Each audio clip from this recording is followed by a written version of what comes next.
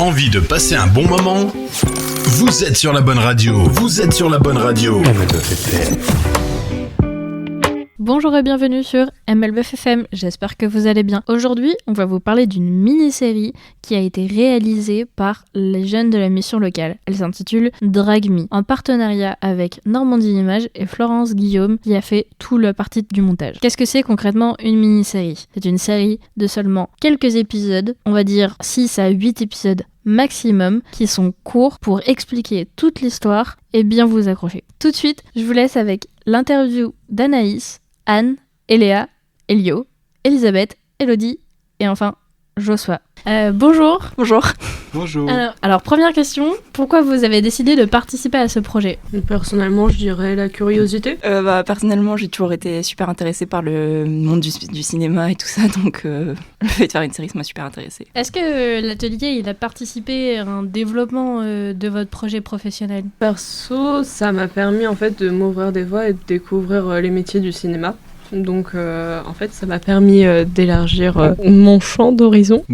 Pour moi de mon côté ça m'a permis de prendre confiance en moi du coup et de comprendre un peu plus ce métier dans le domaine du cinéma et de jouer des rôles évidemment. Est-ce que vous avez appris différentes techniques de tournage? Est-ce que vous avez connu des choses qui ne vous étaient pas familières?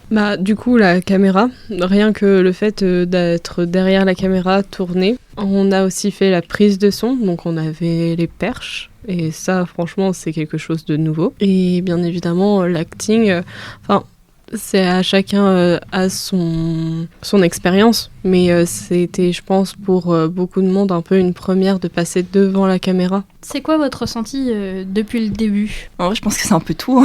Parce que je pense qu'au début, on était tous super excités de le faire et tout ça, et puis au fur et à mesure, on s'est rendu compte que c'était un peu compliqué aussi, parce qu'il a fallu qu'on fasse toute l'écriture et tout nous-mêmes. Mais finalement, en fait, quand on a commencé à jouer, à filmer et tout, c'était franchement que du plaisir. Sur l'écriture, vous vous êtes rendu compte d'un petit talent, d'une envie d'écrire? Ouais. Moi, j'adore écrire. J'écris déjà de base pour moi personnellement, mais l'écriture de la série, ça a été un gros kiff. Aussi créer les personnages, et on a pu écrire l'histoire en créant nos personnages d'abord, en leur donnant leurs problématiques, leur personnalité, et c'est ainsi qu'on a pu vraiment créer le scénario de la série sur son entièreté. Parmi vos heures de tournage, est-ce que vous avez gardé les chutes? Est-ce qu'il y a un bêtisier que vous avez prévu? Oui, énormément. Il y en a beaucoup. On a beaucoup de chutes, de scènes ratées et tout ça. Et on sait pas encore s'il y aura un bêtisier, parce que le temps de monter la série et tout ça, c'est chaud. Mais bon, on se disait justement tout à l'heure qu'on le ferait peut-être, donc... Et enfin, combien de jours vous avez pris pour le tournage? On a commencé... Alors déjà, l'écriture, ça nous a pris 3 jours, mais répartis sur le mois de septembre. Et après, on a commencé le tournage à partir du début du mois d'octobre. Et là, on est début décembre.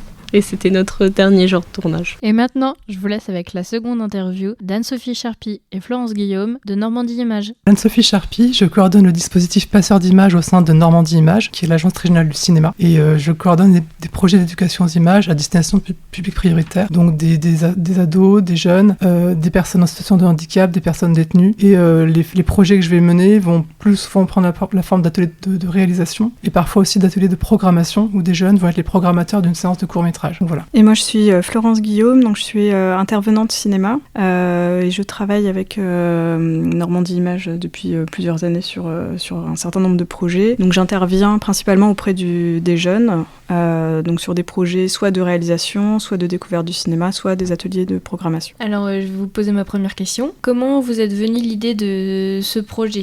Alors je coordonne Passeur d'images qui est piloté par une association nationale qui s'appelle l'Archipel des Lucioles, et l'Archipel des Lucioles depuis 3-4 ans propose des projets autour des séries. Donc cette année il y avait notamment un projet autour de la série 1m20, donc ce qui veut dire propose un projet, c'est-à-dire aussi qui finance le projet en grande partie. Et donc la série 1m20 jamais de vin, c'est une série argentine que j'avais découvert sur Arte, que j'avais trouvé vraiment formidable. Et dès qu'ils ont proposé ce projet-là, je me suis dit, il faut qu'on fasse quelque chose autour de cette série. Et puis, donc voilà, c'est une série avec une jeune héroïne qui a un handicap moteur, qui est assez péchue, voilà, c'est 6 épisodes de 10 minutes. Et l'idée, c'était dans le cadre de notre projet à nous, c'était de proposer à des jeunes de réaliser leur série en s'inspirant un petit peu pour un ou plusieurs éléments de cette série-là, qui est vraiment très, très enthousiasmante. Pourquoi avoir demandé aux jeunes de la mission locale de vous aider ? Alors il y a 2 ans, j'ai déjà travaillé avec la mission locale, ça avait été une très belle expérience. Et puis voilà, c'est vrai que par rapport à la tranche d'âge, il fallait des publics pas trop jeunes. La série est conseillée à partir de 15 ans, ça aborde quand même des sujets assez crûment, la sexualité, mais pas que. Et puis voilà, je sais que les jeunes de la mission locale peuvent être aussi disponibles en semaine. Enfin voilà,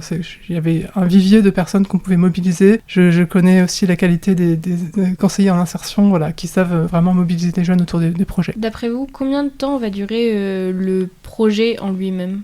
Entre la partie écriture, le montage, les vidéos Alors, le projet est prévu pour se dérouler sur 10 séances. 10 journées. Donc la première, ce sera une demi-journée qui sera consacrée vraiment au lancement du projet, où on va regarder la série en entier, donc c'est 6 épisodes de 10 minutes, ce qui permettra aux jeunes de vraiment se mettre dans l'ambiance et de voir si ce projet peut leur correspondre. Et ensuite, ce sera une journée par semaine où on va, sur les premières séances, écrire, déterminer les personnages, enfin vraiment tout ce qui fait une série, quoi. Et très vite passer à la réalisation pour arriver à une restitution donc qui sera au mois de décembre avec une diffusion au cinéma d'Elbeuf. Est-ce que les jeunes pourront valider les idées ou seulement les proposer ? Ah non, bien sûr, ils pourront valider. Enfin, l'idée, c'est un travail de groupe. Ils viennent pas aider, ils viennent faire leur série. Donc à la fois avec des thématiques qui leur seront propres. Je ne suis plus dans la tranche d'âge, donc l'idée, c'est qu'ils parlent vraiment d'eux, qu'ils utilisent ce projet pour créer une œuvre qui soit vraiment à leur image et aborder des thématiques qui sont propres à leur génération. On a parlé du handicap parce que effectivement, dans la série initiale, c'est une héroïne qui est en situation de handicap, mais la série ne se limite vraiment pas à ça, puisqu'il y a beaucoup d'autres sujets, l'accès à l'IVG, à l'éducation sexuelle. Donc, c'est une série qui se passe en Argentine, donc c'est un petit peu différent. Le militantisme, les personnages LGBT, voilà, il y a vraiment beaucoup de choses dans cette série. Et donc, voilà, l'idée, ce sera de l'adapter aux jeunes d'Elbeuf qui ont sûrement d'autres problématiques, mais qui pourront du coup mettre dans leur œuvre, qui sera inspirée par cette série, mais le but, c'est pas de faire un remake de la série, c'est pas du tout ça l'enjeu. Pour vous, quels sont les enjeux d'avoir fait ce projet avec la mission locale et même par lui-même ? Faire un projet comme ça avec les jeunes d'une mission locale, c'est vraiment pouvoir avoir des vraies voix de jeunes et pas une série qui serait écrite par des scénaristes, d'avoir vraiment des jeunes qui ont la possibilité de s'exprimer. Et l'image, la série, ça permet ça aussi, de vraiment pouvoir pas s'exprimer que par l'écrit, mais pouvoir s'exprimer face à la caméra, pouvoir s'exprimer par la technique aussi, si des jeunes sont intéressés par les métiers du cinéma, pas forcément jouer dedans, mais filmer, etc. C'est aussi ce que permet le cinéma, la série télé. Et donc, voilà, on espère que l'œuvre sera vraiment une œuvre originale dans le sens où on verra des vrais jeunes. Pareil, pas des acteurs de 30 ans qui jouent des jeunes de 18 ans, quoi. Est-ce que pour vous, le handicap manque de représentation ? Oui, complètement. Je pense que là, il y a les Paralympiques, donc là, il y a eu d'un coup une surreprésentation du handicap, mais voilà, ça va très vite être oublié. Et globalement, dans le cinéma, dans les séries, on trouve des personnages en situation de handicap quand c'est le sujet principal de la série.